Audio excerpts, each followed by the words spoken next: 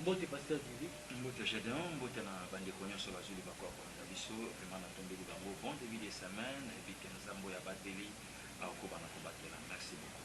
Pasteur Dili, l'histoire se répète. Oh, tout le monde a Makampondo Tien Tshisekedi, oh, à ce Kamara, président de la République démocratique du Congo.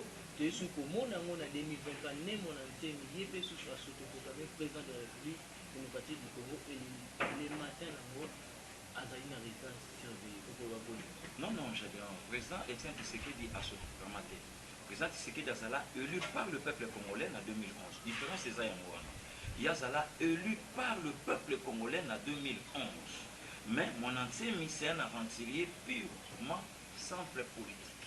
Donc, Allah y a la mouki, Balamoko, comme président de la République, n'a fait si Félix 2 jours, à côté que la nation de Bamblem, soit Biloro, n'a le Bakiona, Yamboka. Dans un niveau, il y a bêtises, il y a Moutouko. Donc, je suis un Moutaolo, Bamakambo, et Kokani même. Mais, nous avons fait mon ancien Melo. Ce qui est mon ancien Melo, c'est que Yemutaza président. Puisque Félix a dirigé par le Rwanda. C'est que mon ancien m'a dit pour rendre un taïf, c'est que Félix a dit ça. Mais comment Moutazo le bani Kambo avec son contraire? Il y que Félix a dirigé par le Rwandais. C'est que Rwandais va trouver ça Félix a dirigé. Vous voyez, Moko, et ça n'a pas touché à vivre bonheur, il y a quelqu'un à Fachi, entre autres mon enseigne. Mon enseigne a Kota Bolo qu'on époque à Kabila, a s'évadé à Bombami, Félix a bimi à Monani, et si Kabatu Baluka, preuve, Félix a réellement chef de l'État. Mais Félix a fait mon enseigne, ils ont un le temps que Kabila a dirigé beaucoup de gens dans Nîmes.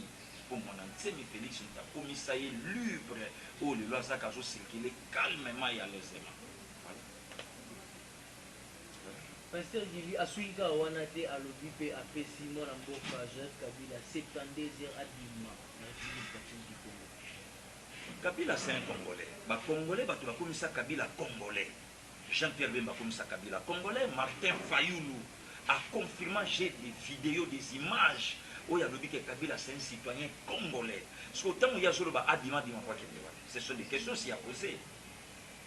Ce sont des questions à poser. Batou bapé ça Kabila penalty. Bapé ça ceux qui n'y le connaissent. Bapé ça ceux qui n'y a beaucoup de prolongation. Mais mon ancien mis. Vous voyez? Donc, pas sur le coup là-bas, l'été, les mon ancien les tout ça, celui qui nini, celui qui nini, celui qui comment va s'embêter la chose à Bouloudia, Mayala, celui qui Bouloudia Congo. Avantérisme politique, c'est pas normal. Patika Bissomboka, tranquille. D'ailleurs, quand tu vas chef coutumier à qui vous pouvez répondre, il va porter plainte, n'est-ce pas la première dame à la Rwandaise. Il faut que ça va bref. Puisque Bissot est ébiqué, et l'éditif. Maintenant, il y a le qui est à la Rwandaise, ça fait ça ce qu'on va faire. Le chef coutumier à l'équipe, déjà, va se lancer le message. Au moment où mon ancien Martin Fayoulou, j'ai dit, on va en gagner mon corps. Le Kakaba se faire.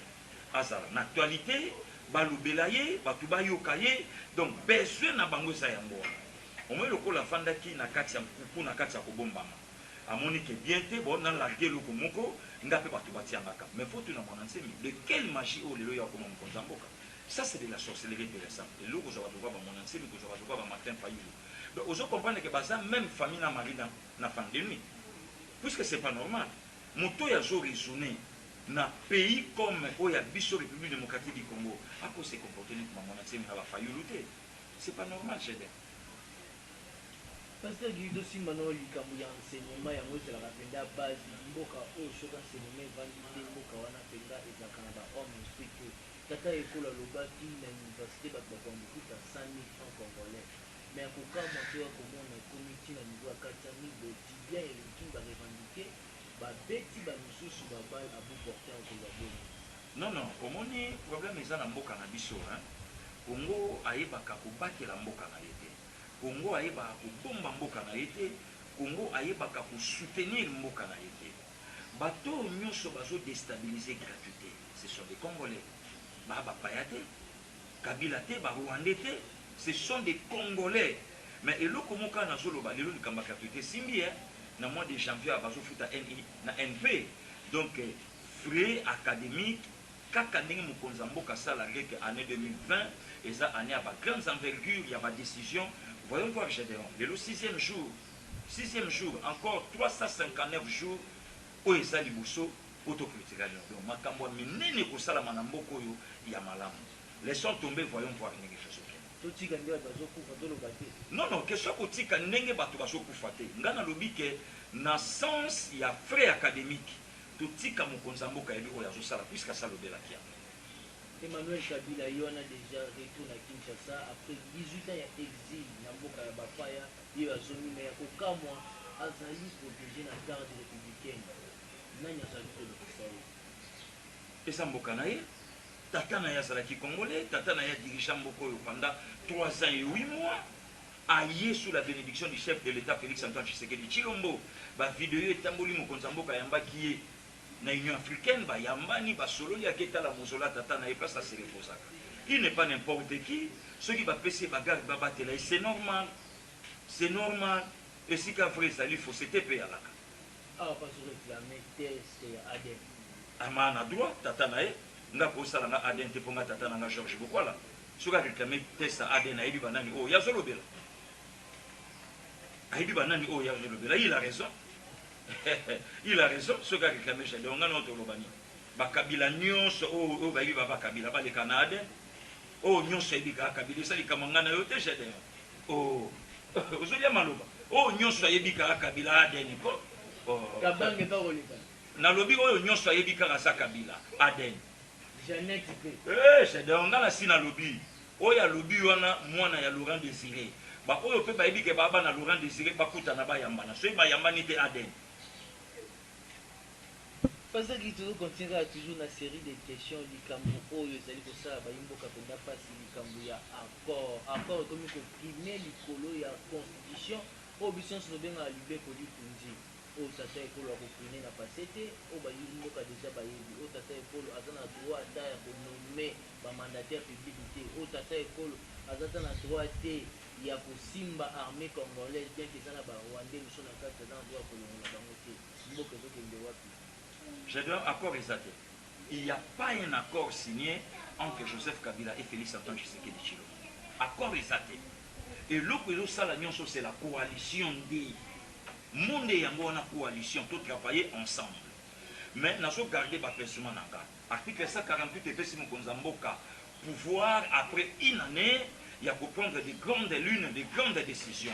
Voyons voir, après le 24 janvier, nous avons battu la main, nous avons toute une question.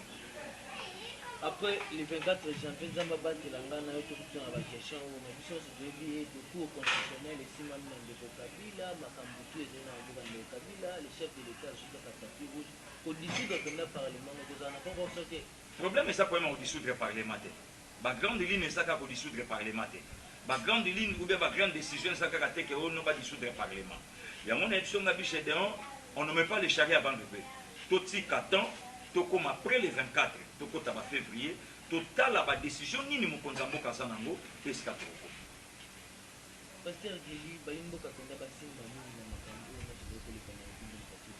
Non, les pays se portent bien. Toko bakocha confiance dans le chef de l'État Félix Antoine Tshisekedi Tshilombo. Où ils ont mboka na biso, to continuer à soutenir yé.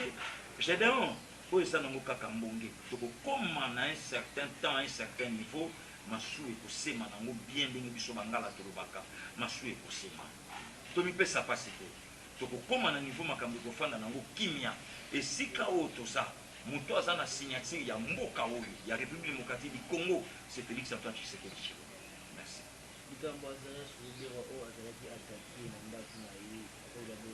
Fausse information. Comme on a qui na matanga pour chef de l'État, le maire est tambola sur Kimasa, c'est le maire est tambola qui a Koufagé. On a cette information sur les réseaux sociaux. Les peuples congolais disent que peu importe la fausse information, pourquoi pas c'est un million. Bon, voilà ce qu'il faut tout na bateau ba sepela. Bon, ngai pe na sepela kana nga pe na yete. Mais c'est là qu'il a pété, ce qu'il faut tout dans là. Oh, mais papa, ce qui m'ont déstabilisé Mbokananga, à ça cité parmi les bateaux, Nyon, sur la zone terrain na Mamba Est, bateau va faire la Est Bandikonanga, Makila Nanga ya Congo, ce que ça cité la Katina Pena, c'est fait la Naïke. Parce que je dis que moi, les généraux, ils ont une sanction, les ministres, ils ont une sanction, les partenaires, ils ont une sanction internationale. Qu'est-ce qui manque dans le monde là-bas? Dans la fonction, j'ai dit, mon frère, voyons voir. Après une année, voyons voir. lelo koni chef de l'état za nango total 2020 makambo nini mokonzi mboka abombi na 2020 ba décision nini aza nango ye moko alobaki voyons voir. Le professeur Emmanuel Chadari a déclaré que le leader a Zara Moko. C'est normal. C'est normal, il faut le bander moi. Il faut le faire un souci bafota été. C'est normal. Est-ce qu'il est politicien ou il est fanatique de Joseph Kabila? Pose-lui la question. D'abord les Congo. D'abord les Congo. Où je tournais, c'est le Congo. Non, c'est pas un problème.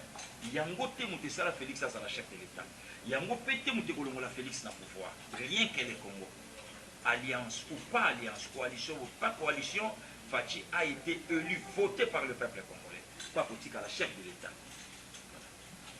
Complication de la projet sur le chef de l'État, Marambouya, gratuité, combattre qui yango, Makambo a fait enseignement à l'université, présent, combattre yango, Makambo a saut de mouton, voire même inviter chef de l'État à inaugurer, mais il a inachevé. Le moment viendra. Le moment viendra, j'ai dit, Makambo c'est aussi là. Moi, c'est un peu de Kabona Sika, c'est mon problème de la Kingo ya Kingo. Tant que ya Bozoa Kenae, tant que ya Bozoa Kenae, ma quel est le Pessili Nango. Le moment viendra, j'ai dit, t'inquiète, le moment viendra.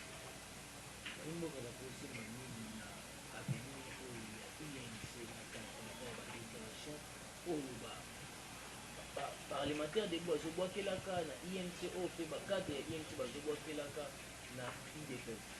Oui, ça, quinquennat Félix Antoine Tshisekedi Tshilombo, ça 5 ans. INC, ça, Koko ya IDPS. Tata ya INC, ça peut perdre na AFDEL. C'est que Tata n'a pas moussé IDPS. Donc INC ne peut jamais se comparer avec l'IDPS. Ça, maintenant, c'est de la sorcellerie plus récente. Puisque tant INC n'a pas botamité, Vital Kamera a un étudiant à campus, il y a Azaki président et l'étudiant burundais na campus Sawa, IDPS a déjà démocratie. Voilà la réponse. Vital Kamera a invité la fête ou a fait Kandengombe ou le chef de l'État. Alors, le chef de l'État, le chef de l'État a regretté pourquoi il a invité. Les loups ne se mangent pas entre eux. Les Tutsis ne se trahissent pas. Les Tutsis ne se trahissent pas. Devinez la suite. Les Tutsis ne se trahissent pas. Ce que James Kabaré a invité Vital Kamere, c'est que Vital est le plus important à Rwanda que Fachi. À quoi ça sert le chef de l'État à regretter une invitation? Est-ce que Fachi a pour regretter une invitation de James Kabaré? Ça, c'est une flatterie vis-à-vis de Vital, puisque c'est un risé, c'est un malin. C'est un malin. Alinga faire empaqueter tout un État, va comprendre que même Mokonzambo n'a pas regretté qui. Mais ce que na kata salle on a vidéo, ou quand na kata salle ba senga lobana Kinyarwanda, na nebi Kinyarwanda te puisque c'est pas malin. Bazo senga ya lobana Kinyarwanda. Le loup ne se mange pas entre eux. Demandez maintenant Jeff et ceux qui voilà Kabaré et James. Il est qui? L'histoire les aura rappelé biso. Alors chef d'état-major awa. Alongo a chef d'état-major na Rwanda. Alors, le chef d'état-major a comme ministre de la Défense. Alors, le ministre de la Défense, c'est quoi? Ça proche à Paul Kagame. C'est quoi? Tant que Vital a bandit dans le Kobenga, il vient dans Gaï. Allez-y comprendre. Relation n'est pas en les loups ne se mangent pas entre eux. Peuple Tutsi a yokanaka facilement dans Makila n'a pas assez trahissara dans côté Tutsi a le la juif. Et si quand nous sommes déconnants, ça n'est pas qu'on a déconnant. N'est Tutsi à ça. Donc voilà pourquoi on dit les 100 parlent. Makila ont réclamé des Konabango et l'avenir nous dira un jour. Pasteur, jusqu'à quand Rwandais kotaka toujours dans les Congolais, voire même dans la police, au discernement, dans ma campagne de Salaka, chaque mardi, réunion dans Rwandais. Mais là, maintenant, il faut demander à Baté le Pabo Norembanda. Moto a côté si Rwandais le Namboka, c'est le vieux discernement, l'ancien directeur de cabinet maréchal Mobutu. Demandez à Vieux Norembanda, le temps va finga ka Félix, à Tekimboka na Rwandais, tout n'a Vieux Honoré. Nzoto ya président rwandais Juvenal Abiyarimana. Baboma un avion le 6 avril 1994. Mobutu a choisi Congo na Kindanango. Oh, le lobby Tumbo Fachi a Zobunda, tout n'a pas vu honoré. Moi, si il y a Juvenal Abiyarimana, Mobutu a botani bana souka. Tout n'a vu honoré. Tout n'a vu honoré. Que le lo makambo nyonso le lo bakomo lukabala tsa Félix na Mutu. Barwandais bakoti, Barwandais bakoti. Mais banda depuis quand? Tout n'a bango. Tout n'a bango. Mousalo bango. Nakamo Bisimakara, ministre des Affaires étrangères, ministre d'État, tout le monde armée rwandaise et le ministre pas qui. Mais tout n'a pas. Le tout consort, bateau, nous sommes auto-dirigés pendant 18 ans. Bakumbo Yosotanga. bakota mboko koma baya mboko ndenge nini tuna bango pose bango baquestion besoin na bango eza baconquérir RDC mais bakokoka te biso toalaka solo milai te biso toalaka solo milai te là ya balkanisation eza vrai ou faux? non eza faux, eza faux. Je demande au prélat catholique, il est beaucoup plus politique qu'Église. Il est beaucoup plus politique qu'Église.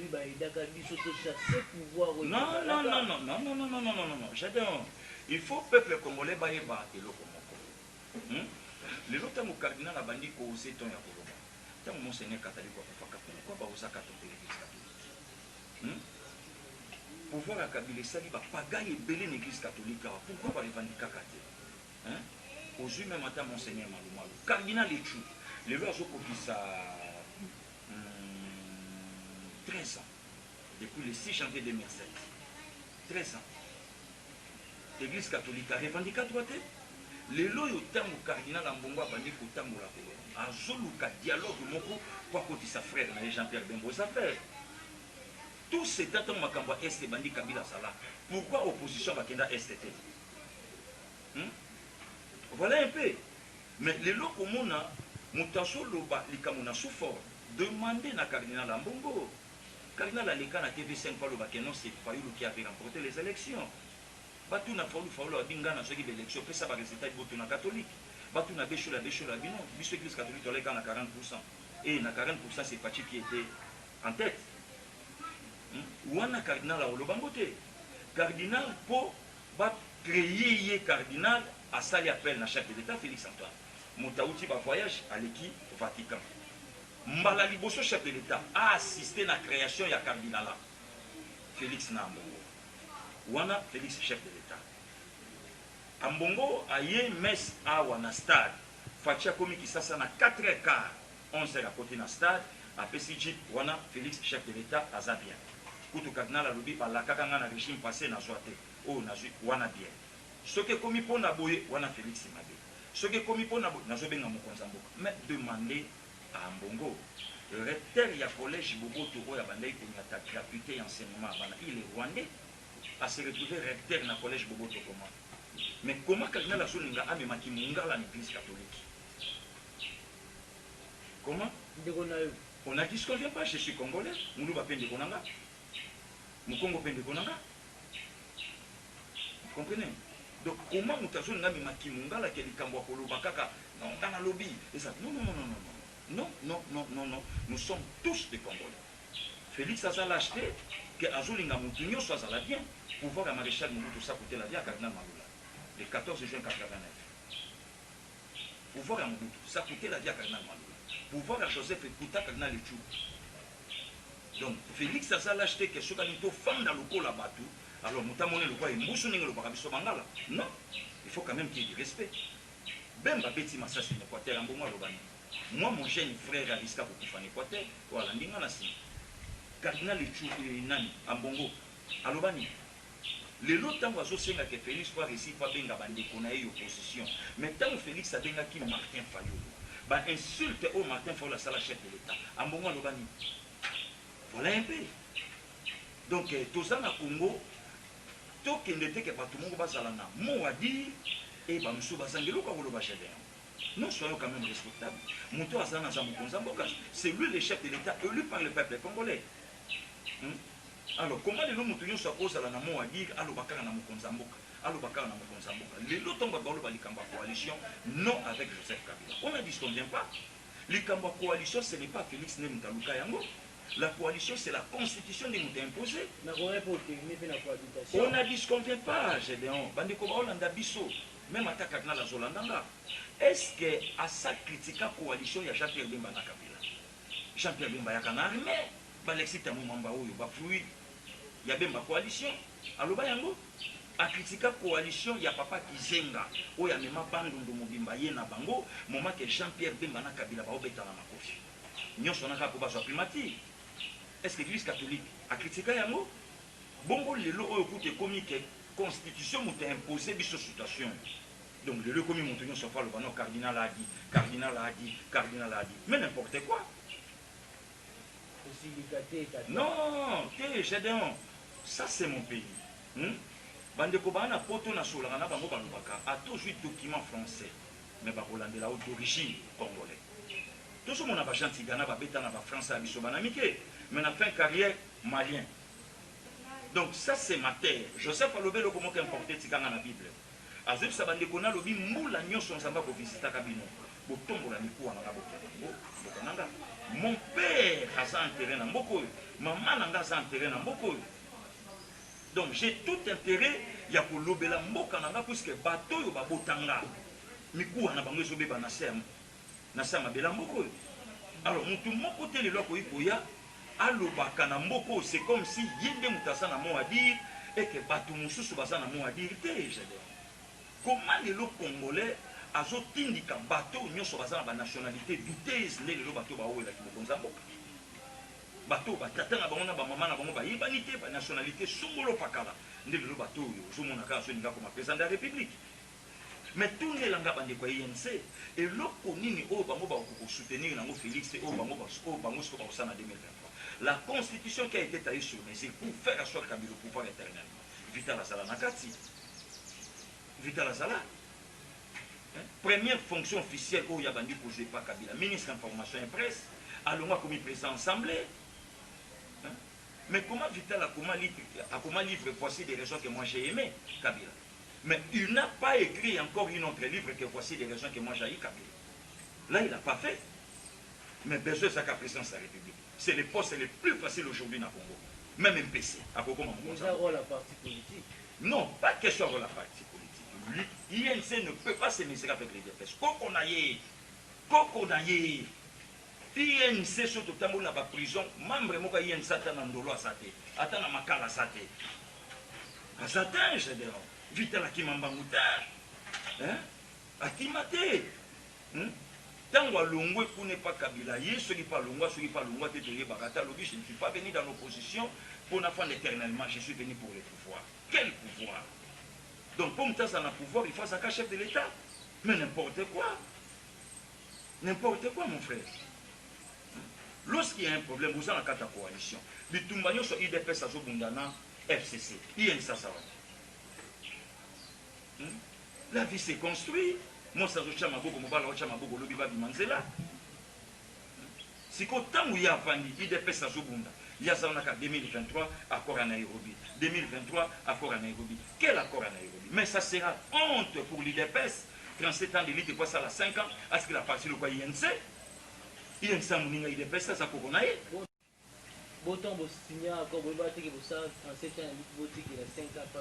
Bien sûr, j'ai dit, on ne sait pas comment la question a bandé au Baolanda Bisobayoka. Accord, elle est signé comment? Une fois Fachi élu, avec le député, Vital directement Premier ministre. Mais au moment que Vital a Premier ministre a commis directeur à cabinet, c'est un choix, c'est un cadeau au chef de l'État PC par rapport à la reconnaissance. Et nous avons encore très grave, ce qui est vital à Zalaka, Moutali Bosso a retiré la signature et que Facha l'a dit, ah, voici maintenant le faiseur des rois. Mais pourquoi Vital a rendu à Félix? Basta. Oui, allez-y. En politique, il n'y a pas de cadeau. Non. Le col à l'andaka chef de l'État, tant qu'on a retiré la signature, a eu clause et Zalaki Moko. Une fois Fachi, président de la République, avec majorité, Vital d'office Premier ministre. C'est ça, il ne faut pas y aller le coin. Or, le Premier ministre va avoir un bateau par majorité, puisque le Congo a dirigé le pouvoir semi-présidentiel. C'est qu'au temps où déjà tout ce qui est majorité, et que le chef de l'État dit ça, où est le problème? Que d'office, Mbalamoko Toyo, en 2023, mais non, ce que ça a close maintenant, il faut dire ce qu'on a peuple congolais tranché. Non. Dis-moi, Chédéon, le loba tout balandanga. Kabila auto que Félix a eu 5 ans Vital à son. Ça, c'est déshabillé pour habiller. Pasteur Guy Marguerite, tu dis que c'est aussi maintenant le chef de l'État a été l'enfant serait mieux que son père n'est pas passé dans le banc. Place au balapela tata na MAB pour aboyaka kolongola sapatu. Après ça, mbote na loboko na pochi. Mais hier à Kiyikuna. Est-ce qu'il n'y a pas vous avez occupé? Wana la ki leader, Etienne Tshisekedi Mulumba B50. Il y a ce qu'elle a vous sécaté. Balobia l'on a sous le verre le vin à Kokota Nambo. Vous comprenez? À côté Yerusalem maintenant sous le Namako. La boya bolongo lan soul. mais si ko tango mona komi aninga longola nsole te tata sima le vete de lokolo tata yo sa moko zamboka kota na nsole vous comprenez mais ndeko Kabila longola terre sainte ba équiparation mo tata bokonzi alongola wapi ye confession tikala boyebana te olanda veki ba michel tata tuna na 2007 le chef de l'état est de quelle confession aucune réponse n'est Tchancho Kimbangi chez Tchancho catholique Tchancho protestant les tous les fachos chez Dimeru alongola dans sur le place kendaki kosala nini Félix Tshisekedi non c'est lui le père de la nation c'est lui le père aza obligé à kota partout les loba mi mona conflit ya ba koko moko les loba yo kana pour la mifachi solution c'est ça le rôle d'un père le rôle du président de la République donc c'est ça besoin na eza à contrôler partout avant yango batu musuba quand ça tamba mona ke facha zo ngo frapper c'est comme ça ça il est plus dangereux que son père Colette Brackman na lobaki et le plus dangereux mais besoin na eza yango te batu bazo kanisa lokola Félix azobanga Kabila a yebi Félix et mon wana mon était Tshisekedi mais Félix a monaka Kabila yamba mona ki voilà maintenant la différence est-ce que Félix a trahir wana kutunde zelo kwa kosa la mona peuple congolais wana zelo kwa kosa la mona peuple congolais à chaque likambu bazokutana na Kabila et ça problème était Barack Obama otokutana na Donald Trump na ba R13 et ça problème était RP bango pe batambola kam bien wana c'est pas un problème trop bien à souka parce que le mot de la fin on a bagné sur bazolanda surtout on a venu on a aussi adressé beaucoup plus à peuple congolais non en tout cas na ngene bisa peuple congolais to perdre espoir na mboka na biso te o isa mboka na biso to continuer ko soutenir chef de l'état to continuer ko soutenir mboka na biso to batela yango to linga yango to simba mboka to sambela pona mboka pourquoi puisque destin na biso et ça y a le belo comme important lobi bondela pona mboka no pourquoi puisque lipamboli na yo ezo dépendre na mabele ko msaba bisayo yango lelo tango finga ka biso ezalaka erreur bozomona ndenge tozobunda pona nini mboka na biso to redresser yango to tayango to komisa yango to tchango na ba norme o isengeli afin que Nzambe aïba kozwa lokumu Nzambe abatela chef de l'état avec la première dame Maman Denise que je salue abatela bakonzi nyonso oyo bazosala mosala na sembo na motema pole afin que mboka ekende liboso Nzambe abatela bango je salue ma grande sœur ya Charlie Beya depuis London Becky Rebecca la Pesimbote Kabanga Sunda Yanga mbote na yo arrête la maman de moi je vous salue depuis London. En tout cas, il y a Kem Simbo Ibukila Lokonde Fapekato, Félix Emmanuel Mabakala Mondier, je vous salue et bonne année à vous.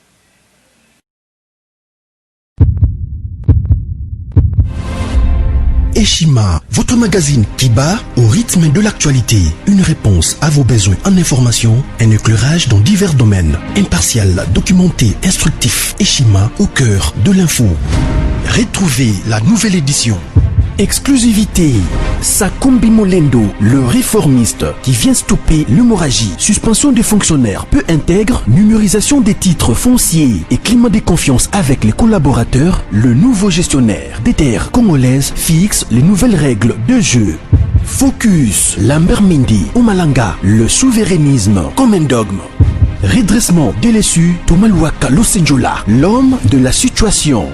Dossier Eshima, fini les vacances, vive les rentrées. De la politique au judiciaire, en passant par les scolaires, les derniers trimestres de l'année 2019 en RDC est décoiffant. Économie, BCC, un cadre des rétrocommissions et détournements à passer au peine fin. Découverte, Claude Ibalanki et Colomba, les coordonnateurs du MNS au centre de l'action de Félix Tshisekedi dans le Grand Lac. Les dialogues et pour parler en RDC qu'en tire le peuple. Tubaou, la clé de la mythologie kassaïenne. Retrouvez l'intégralité du magazine Eshima dans les kiosques. Eshima Magazine, un nouveau standard d'information.